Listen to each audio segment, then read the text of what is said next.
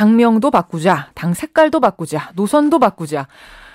다음 달 4일 당대표를 뽑는 민주당 내에서 지금 변화의 바람이 불고 있습니다.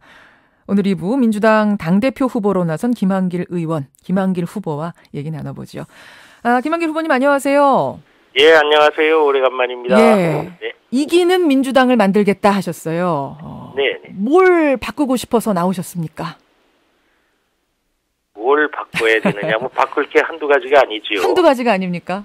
그렇죠. 예.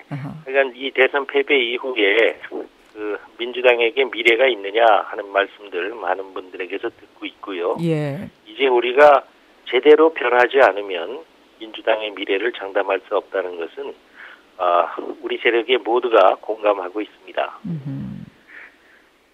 제대로 예. 변하는 민주당을 만들고 싶다 이러셨어요. 네. 그래서 그런지 지금 뭐 변화와 혁신이 필요하다는 데는 민주당 분들 모두가 동의하시는 것 같은데. 그렇죠. 그 변화의 방향을 두고는 의견이 좀 엇갈리더라고요. 당장 우선 이 텔레비전 토론에서 제가 이제 다른 후보들께 여쭤봤는데요. 예. 제가 말한 혁신 공약을 다 보셨냐? 그 중에서 꼭 빼야 될 게 혹시 있습니까? 그러니까 없다 그러세요. 예. 그러면 거기에 꼭 더 하고 싶은 게 있으면 말씀하십시오 하니까 네. 한두 개씩 조금 다른 게 있지만 크게는 다 다르지 않습니다. 그런가요? 예, 다만 이제 제가 좀 다르게 생각하는 것은 예. 하나하나의 혁신 공약도 중요하지만 일단은 우리가 하나로 뭉치는 것이 혁신의 출발이다. 단결, 단합, 통합 이런 것이지요. 우리가 민주통합당이라는 간판을 내건 이래로 단 한 번도 제대로 통합을 이뤄본 적이 없습니다. 우리가 서로 반목하고 불신하고 이렇게 하고 있는 상태에서는 어떤 혁신을 한들 그 효과가 있겠는가? 예. 가장 많은 분들이 이제 대선 패배 이후에 지적하시는 이 계파 정치 이제 극복하자. 예. 계파 간에 이렇게 서로 반목하고 불신이 깊은 것은 이거 넘지 않고는 다른 아무것도 우리가 변화를 기할 수가 없다는 생각이고요. 예. 또 하나는 이제 대선 패배 책임론 우리끼리 안에서 손가락질하면서 당신이 더 책임이 크다 나는 책임이 조금밖에 없다 이런 것은 이제 벗어나자.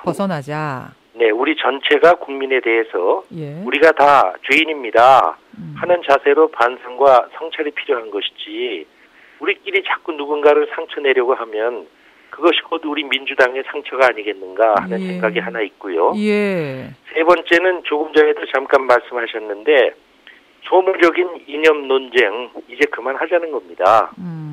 우리가 진보니 중도니 좌니 우니 할 것이 아니라 서민과 중산층이 먹고 사는 문제를 해결해내는 정책 제시 이것이 가장 우선하는 우리의 목표가 되지 않겠는가 그렇게 생각하는 것입니다. 지금 경선에서 논란이 되는 가장 뜨거운 부분 3가지를 지금 언급을 해주셨어요. 그랬나요? 네. 그렇습니다. 일단 그 대선 패배 책임론 말이에요. 이 부분이 지금 어제 오늘 아침 신문들 보셨겠지만 어제부터 보도가 나오기 시작하면서 굉장히 뜨겁습니다. 민주당 대선평가위원회가 얼마 전에 발표한 대선평가 보고서에서 누락된 부분이 하나 있었다. 바로 지난 대선에서 당 고위 지도자들의 협력도 조사였는데 그러니까 누가 얼마나 문재인 후보를 도왔는가 이거를 점수 매겨보니까 김한길 당시 최고위원이 제일 기여도 협력도가 낮았더라 이런 지금 보도가 나왔습니다. 보셨어요? 저는 여기 지금 전주인데요.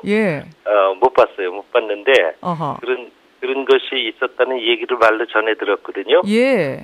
정말 그런 것도 좀 안 했으면 좋겠는 것이 제가 이제 문재인 선대위에 참여하는 것을 적극적으로 차단해서 제게 아무 역할도 주지 않았던 분들이 소위 벤치에만 앉아있고 운동장에서 뛸 기회도 안 줘놓고 실력 발휘 안 했다 이렇게 말씀하는 것 같이 들리는데 그러나 어쨌든 우리끼리 이제 제가 이제 선대위에서 주도적으로 역할을 했던 분들 이번에 이제 당대표 경선 텔레비전 토론에서도 제가 뭐 한두 번은 하도 제게 이제 책임론을 제기하길래 제가 선대본부에서 이 본부장으로 높은 자리에서 일했다고 더 책임이 크다고 말하지 않지 않습니까? 정말 우리끼리 자꾸 당신이 더 책임이 크다. 이런 말 하지 맙시다. 이제 그만하자 이런 말씀이세요? 예, 제가 뭐 그렇게 얘기하고 있습니다. 그리고 실제로 그래야 한다고 생각하고요. 뭐 좀 한 가지 확인은 좀 해주실 것이 방금 전에 그러셨어요. 운동장에서 뛰고 싶어도 자리 안 주더니 이제 와서 왜 책임론 이야기하느냐. 그 당시에 그러니까 선대본부에 들어가서 내가 무슨 역할을 해보고 싶다. 적극적으로 돕고 싶은데 자리가 없다란 말씀을 좀 해보셨어요? 해봤지요. 해보셨군요. 그런데 마땅한 자리가 마련되지 않았다. 마땅한 자리고 뭐고 어떤 자리도 제게는 철저하게 차단하고 치른 선거였죠. 그래도 그냥 세상 사람들이 그래도 김한길이가 대통령 선거를 비롯해서 큰 선거들은 그래도 가장 많이 치러본 사람이고 가장 많이 이겨본 사람인데 그래도 김한길이가 좀 지난 대선도 좀 지휘하는 자리에서 뭔가 하지 않을까 이렇게 생각하셨던 것 같아요. 그러나 그런 자리가 주어지지 않았기 때문에 저는 저대로 제가 할 수 있는 최선을 다해서 지금 당대표 경선 요즘에 이제 전국을 돌면서 하고 있지 않습니까? 저는 저대로 그 대선 때도 요즘처럼 전국을 돌면서 지원 유세를 했거든요. 지금 차단이라고 말씀하셨어요. 그러니까 누군가가 의도를 가지고 차단했다는 말씀이신가요? 아마 그랬을 겁니다. 왜 차단을 합니까? 잘 이해가 제가 안 가서요. 예, 저도 모르겠어요. 저도 매우 사실은 안타깝게 생각하는 부분입니다. 바로 그게 계파 정치였다 이런 말씀이신가요? 뭐 하여간 제가 이 대선 패배한 이후에 우리끼리 자꾸 이렇게 누가 뭐 해서 그렇다 이제 그런 얘기 좀 그만하면 좋겠고 이제는 정말 우리가 앞으로 어떻게 변해서 국민들로부터 다시 사랑받을 수 있는 민주당이 되겠는가 그거에 대해서 말할 때라고 생각합니다. 알겠습니다. 뭐 지금 직답은 안 그런 질문도 사실 받고 싶지 않아요. 왜냐하면 자꾸 서로 이렇게 우리 내부에서 각을 세우는 역할을 자꾸 이렇게 뭐랄까요 강요하시는 셈이거든요. 그래요. 어떤 말씀이신지 알겠습니다. 지금 뭐 댓글이 1,300개, 1,400개가 달릴 정도로 뜨거운 이슈여서 제가 질문을 드렸는데 그 부분에선 좀 나에게 기회를 주지 않는 것에 대해서 오히려 좀 안타까움이 있다 이런 말씀을 지금 해주셨어요. 그래요. 또 한 가지는 이제 변화와 혁신의 방향을 둔 논란인데요. 5월 4일 전당대회에서 당 강령을 개정하기 위한 작업을 지금 진행 중인데 현재보다 조금 더 중도 쪽으로 가자는 분도 있고 조금 더 진보 쪽으로 가자는 분도 있고 어느 쪽이 맞다고 보세요? 그것도 이미 제가 조금 전에 말씀드렸는데요. 이제는 좌니 우니 진보니 중도니 하고 싸우지 말자는 거죠. 그것도 하지 말자? 그죠? 서민과 중산층이 먹고 사는 문제를 해결해내는 정책 제시 이것이 우리 당의 최우선 과제가 돼야 된다. 그리고 여기에 집중하다 보면 우리가 일체감을 가질 수 있을 것이라고 생각하는 것입니다. 이 논쟁 자체가 굉장히 오래된 논쟁이잖아요. 오래됐죠. 뭐 그런 용어를 써도 좋은지 모르지만 란닝구와 뭐 백바지인가요?